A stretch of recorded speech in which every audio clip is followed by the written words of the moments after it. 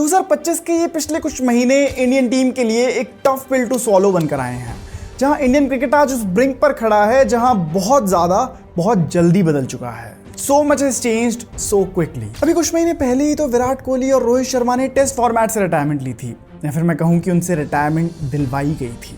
उसके पहले वो T20 इंटरनेशनल से ऑलरेडी रिटायरमेंट ले चुके थे, लेकिन पिछले कुछ हफ्तों में क्या अफवाहें उड़ रही हैं, ये कि अब मैनेजमेंट चाहती है कि विराट कोहली और रोहित शर्मा ODI फॉर्मेट से भी अपनी रिटायरमेंट अनाउंस कर दें। कहा जा रहा है कि अगर इनको 2027 के ODI वर्ल्ड कप तक खेलना है तो अब इनको विजय हजारे ट्रॉफी खेलनी होगी ताकि इनका क्रिकेट से टच ना छूटे।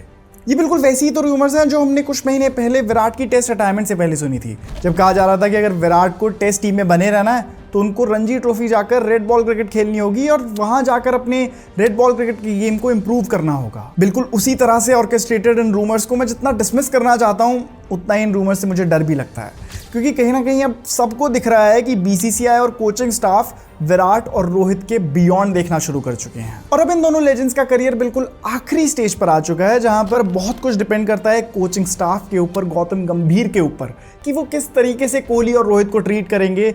क्या उनके करियर भी उसी तरीके से खत्म होंगे जिस तरीके से एक टाइम पर गंभीर और सहवाग जैसे प्लेयर्स के हुए थे, या फिर विराट और रोहित को उनके करियर के आखिरी स्टेज में रिस्पेक्ट के साथ ट्रीट किया जाएगा। इस मुद्दे को लेकर सवाल कई हैं और इसीलिए आज मैं वीडियो बना रहा हूं ताकि हम इस पूरे डिस्कशन को डिटेल में समझ पाएं और समझ पाएं कि क्या रोहित और कोहली को 2027 के ODI वर्ल्ड कप तक टीम में रखना फीजिबल है भी या नहीं।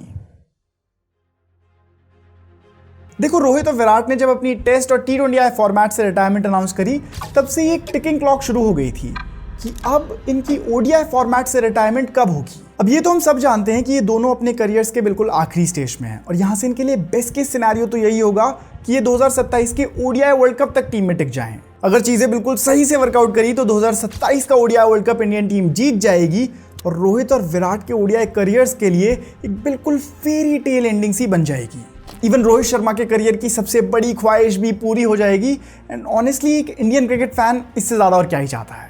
लेकिन ये तो बेस्ट केस सिनेरियो है। वर्स्ट केस सिनेरियो ये होगा कि टीम का कोचिंग स्टाफ और मैनेजमेंट इन दोनों के लिए ऐसी कंडीशंस बना दे कि ये 2027 तक तो क्या 2025 में खुद ही वॉलंटरीली रिटायरमेंट ले लें। और अभी इन दोनों के लिए जिस तरह से इवेंट्स अनफोल्ड हो रहे हैं, लग रहा है कि ये जल्दी ही रिटायरमेंट शायद ले भी लेंगे। इसीलिए कई एक्सपर्ट्स कह रहे हैं कि कहीं ना कहीं शायद इन्होंने गलत फॉर्मेट से रिटायरमेंट अनाउंस कर दी, क्योंकि अगर ये टेस्ट या फिर T20I खेल रहे होते तो ऑलरेडी इनके पास इतने नंबर ऑफ डेज का इंटरनेशनल क्रिकेट होता कि इनका गेम पर से टच छूटने का सवाल ही नहीं उठता। लेकिन अनफॉर्चुनेटली ODIs के साथ ऐसा नहीं है, क्योंकि अभी current state of international cricket तो ऐसी ही है कि सभी देश पता नहीं क्यों ODIs पर ज़्यादा फोकस नहीं कर रहे हैं, जबकि मुझे पर्सनली ODI फॉर्मेट सबसे ज़्यादा पसंद है, टेस्ट से भी ज़्यादा और T20I से भी ज़्यादा। आपका फेवरेट फॉर्मेट कौन सा है मुझे कमेंट्स में बताना, और इस बारे में एक अलग से भी वीडियो बनाने वाला हूं जिसमें हम बात करेंगे कि यार ये डिक्लाइन ऑफ ODI मैचेस हो क्यों रहा है। सबसे ज़्यादा इंपॉर्टेंस तो ODI वर्ल्ड कप को दी जाती है। हमने बड़े होते हुए सबसे ज़्यादा बायलैटरल सीरीज ODI मैचेस की देखी हैं, तो अब ये इस तरीके का shift just because of profitability of T20Is, मुझे नहीं लगता कि ये कहीं ना कहीं गेम की व्यूअरशिप के हिसाब से सही है। आपको क्या लगता है मुझे कमेंट्स में बताना, और एक अलग वीडियो में तो इस बारे में बात कर ही जाएगी। जैसे अभी इंडियन टीम साल में सिर्फ 10 से 15 ODI मैचेस खेलती है, जिस वजह से इन दोनों के पास एट बेस्ट सिर्फ साल में 10 से 15 दिनों का इंटरनेशनल क्रिकेट खेलने का मौका होगा। जैसे इस साल के एग्जाम्पल लें तो अब इनके पास आगे सिर्फ 6 ODI मैचेस हैं, 3 ऑस्ट्रेलिया के अगेंस्ट और 3 साउथ अफ्रीका के अगेंस्ट। यानी अगले 6 महीने में विराट और रोहित को सिर्फ 6 दिनों का इंटरनेशनल क्रिकेट खेलने का मौका मिलेगा, वो भी मंथ्स अपार्ट। इसके बीच ना वो कोई डोमेस्टिक मैचेस खेल रहे होंगे और ना कोई इंटरनेशनल मैचेस। तो ऐसे में एक्सपर्ट्स का कहीं ना कहीं कहना है कि इट्स वेरी नेचुरल कि over a period of time इनका गेम पर से वो टच छूट जाएगा, और जब तक 2027 का ODI वर्ल्ड कप आए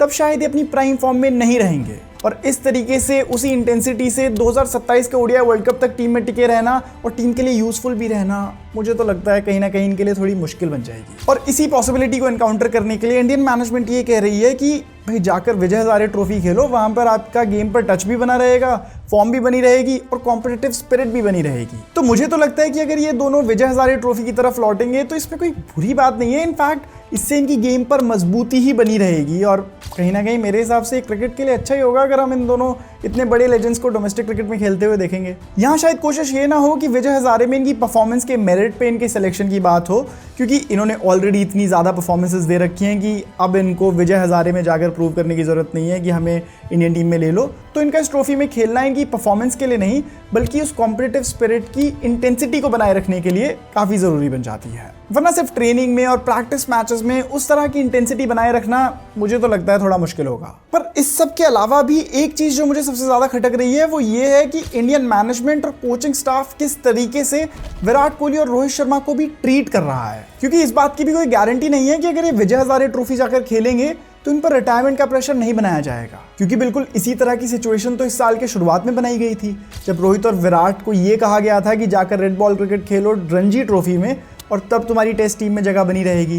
लेकिन उसके बाद हुआ क्या, एक के बाद एक दोनों ने रिटायरमेंट अनाउंस कर दी। इसके पीछे डेफिनेटली बीसीसीआई का प्रेशर तो रहा ही होगा और मुझे ऑनेस्टली डर इसी बात का है कि कहीं सेम तरीके से इनसे ओडीआई फॉर्मेट से भी रिटायरमेंट ना दिलवा दें, क्योंकि यार इतने बड़े लेजेंड्स हैं, इनको इस तरह से ट्रीट नहीं किया जा सकता।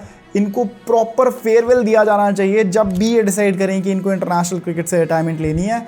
और मैं नहीं चाहता कि it happens over a tweet और एन इंस्टाग्राम पोस्ट, क्योंकि यार ये ऑनेस्टली 1 इन अ डेकेड वाले प्लेयर हैं। अच्छा, वैसे अब हम एक और फैक्टर कंसिडर कर लेते हैं कि क्या कोई और दो ऐसे प्लेयर्स होंगे जो अभी ओडीआई टीम में विराट कोहली और रोहित शर्मा से ज़्यादा जगह डिजर्व करते हैं। और मुझे पता है ये सवाल थोड़ा खटक सकता है, लेकिन ये सवाल पूछा जाना बहुत ज़रूरी है, क्योंकि कहीं ऐसा तो नहीं है कि हम लेगेसी को और लेजेंडरी स्टेटस को रिस्पेक्ट देने के चक्कर में नए टैलेंट के साथ इंजस्टिस कर रहे हो। इसका एक मेट्रिक तो यही है कि हम इनकी रीसेंट ओडीआई परफॉर्मेंसेस को देखें और वहां से कुछ जज करने की कोशिश करें। अगर हम इनके पिछले 1-2 साल की भी ओडीआई परफॉर्मेंसेस को देखेंगे तो पिक्चर यार बिल्कुल साफ दिखती है। विराट कोहली ने अभी भी अपनी कंसिस्टेंसी का मैजिक लूज नहीं किया है। 2023 का ओडीआई वर्ल्ड कप हो या फिर 2025 की चैंपियंस ट्रॉफी हो, जब जब इंडियन टीम एक मुश्किल सिचुएशन में फंसती दिखी है, Virat Kohli has risen up and performed his best for the Indian team. Rohit Sharma भी on the other hand इन टूर्नामेंट्स में एक बिल्कुल fearless ओपनर की तरह दिखे हैं, जहां पर उनकी बैटिंग ने ही पूरी टीम का मोमेंटम डिक्टेट किया है। तो परफॉर्मेंस वाइज तो इनका वैसे भी कोई तोड़ नहीं है। और अगर हम बड़ी पिक्चर को भी देखें तो पिछले एक डेकेड में ये दोनों सिर्फ इंडिया के ही नहीं बल्कि पूरी दुनिया के सबसे बड़े ओडीआई मैच विनर्स में से एक रहे हैं। पर फिर कुछ लोग कहेंगे कि प्रॉब्लम सिर्फ परफॉर्मेंस की भी तो नहीं है, प्रॉब्लम है लॉन्ग टर्म प्लानिंग की। इंडियन टीम मैनेजमेंट तो शायद यही सोच रही होगी ना कि अगर एक सॉलिड टीम 2027 के ओडीआई वर्ल्ड कप में भेजनी है तो नए लड़कों को अभी से प्रिपेयर करना शुरू कर दो। क्या पता इनकी जगह कोई और दो ऐसे प्लेयर्स हों जिनको 2-3 साल का ओडीआई एक्सपीरियंस ऑलरेडी दे दिया जाए और फिर वो 2027 के ओडीआई वर्ल्ड कप तक बिल्कुल सॉलिड फॉर्म में आ जाए, क्योंकि ये दोनों अभी बहुत इंपॉर्टेंट पोजीशंस पर खेलते हैं। एक ओपनर है और एक नंबर 3 पे खेलता है। जिन मैचेस में ये खेलते हैं उनमें पूरी टॉप ऑर्डर बैटिंग ही इनके ऊपर रिलाई करती है। On the other hand imagine करो शुभमन गिल, यशस्वी जायसवाल, श्रेयस अय्यर जैसे किलर प्लेयर्स जो ऑलरेडी धमाका मचा रहे हैं, अगर इनको यहाँ से 2027 तक रेगुलर ओडीआई एक्सपोजर दिया जाए तो क्या ये उस टूर्नामेंट तक बिल्कुल किलर्स नहीं बन जाएंगे। एंड इवन कई नए प्लेयर जैसे साई सुदर्शन को भी टीम के स्ट्रक्चर में लाया जा सकता है ताकि वो तब तक बड़े लेवल पे प्रेशर हैंडल करना सीख जाएं, स्पेशली क्योंकि उनका तो पूरा प्लेइंग स्टाइल भी ओडीआई इसको ही सूट करता है। और इसी जगह पर कंट्रोवर्सी शुरू होती है कि क्या इंडियन क्रिकेट अपने फ्यूचर को सिक्योर करने के लिए दो सबसे बड़े लेजेंड्स को साइडलाइन करेगी या फिर उन दो बड़े लेजेंड्स की लेगेसी को रिस्पेक्ट देने के लिए उनको 2027 के ओडीआई वर्ल्ड कप में एक और मौका देगी। भाई ये सब बहुत कंफ्यूजिंग है और इनका जवाब सिर्फ टाइम ही दे सकता है। आपके हिसाब से इन दोनों की जगह 2027 के ओडीआई वर्ल्ड कप में टीम में बनती है या नहीं, मुझे कमेंट्स में जरूर बताइएगा। और भाई एशिया कप आने वाला है, किस तरह की वीडियोस देखना चाहते हो मुझे कमेंट्स में बता दो। ये वीडियो अच्छी लगी तो वीडियो कर दो लाइक, चैनल को कर दो सब्सक्राइब। मैं मिलूंगा आपको अगली वीडियो में, तब तक सायोनारा, बाय बाय।